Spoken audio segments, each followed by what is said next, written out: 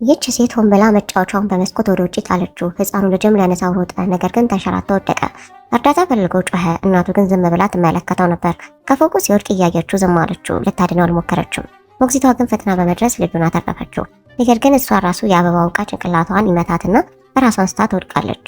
አያትየው ወደ ቤት ስትመለስ መጫወቻውን መሬት ላይ ያገኘችው። ልጁም ከፎቁ ላይ ሲያለቅስ ሰማች። የሆነ ነገር እንደተፈጠረ ተሰማት። የልጇ ሚስት መራቷ ልጁ በስህተት ከፎቁ ላይ ወድቆ አሁን ሆስፒታል እንደሚገኝ ነገረቻት። በፍጥነት ወደ ሆስፒታል ሄዱ። ሀብታሙ ሰውዬ የልጁ አባት ልጁ ሳይጎዳ በመገኘቱ ፎይታ ተሰማው። ልጁን ያዳነችው ሞግዚት ነበረች። ነገር ግን እናትየው እጠየቃለሁ ብላ በመፍራት ልጁ ራሱ ፎቅ ላይ ወጥቶ እንደወደቀ ተናግራ ተዋሻለች። አባትየውም ይህ ነገር ሁለተኛ ከተደገመ ከዚህ ቤት ትወጫለሽ ሲል አስጠነቀቃት። አባትየው ሞግዚቷ ካገገመች በኋላ ልጁን ይዞ ሊጠይቃት መጣ። ልጁ ቀጥታ ወደ እሷ ሮጦ እቅፏ ውስጥ ገብቶ አመሰግናት። ሀብታሙ ሰውዬም ለሞግዚቷ ቀይ የስፖርት መኪና በስጦታ በረከተላት።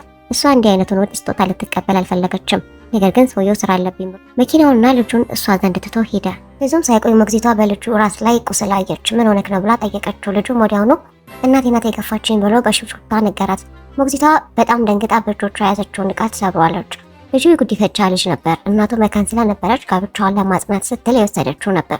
ነገር ግን ቆይቶ እርጉዝ ሆነች። በመሆኑም የጉዲፈቻ ልጇ ከገዛ ልጇ ጋር ለውርስ ይፎካከራል ብላ ፈራች። ስለዚህ ሰዎች በሚበዙበት ቦታ ላይ ጥላው ጠፋች። ከዚያም እንደተጨነቀች አስመስላ ለባሏ ልጃቸው እንደጠፋ ነገረችው። ሀብታሙ ባልም በቁጣ ተሞልቶ ልጁን ለመፈለግ ሰዎችን አዘዘ። ልጁ ጠፍቶ ብቻውን እያለ አንድ ሰውዬ ወደሱ ይቀርብና እኔ ወደ እናት ጋር ወስድሃለሁ ይለዋል። ነገር ግን ልጁ መንገድ ስህተት መሆኑን ወዲያው ተረድቶ እርዳታ ፈልጎ ጮኸ። ሞግዚቷ በአጋጣሚ ከዚያ ስታልፍ እንደገና አየችው። ለሁለተኛ ጊዜ አዳነችውና ወደ ቤት መለሰችው። እናቱ በውሸት የተጨነቀች አስመስላ ልጇን አቅፋ ሰመችው። ሞግዚቷ በሁኔታው አዝና እንባዋ መጣ። እሷም ከዓመታት በፊት የጠፋ ልጅ ነበራት። አያትየው የሞግዚቷን ፊት ስታይ ደነገጠች። ሞግዚቷ የልጁ እውነተኛ እናት ነበረች። ከ5 ዓመት በፊት አንዲት ነፍሰ ጡር ከወለደች በኋላ ልጇ ይጠፋባታል። የዛችን ነፍሰ ጡር ሴት ደግሞ ልጅ ከተወለደ በኋላ የሰረቀችው አያትየው ነበረች።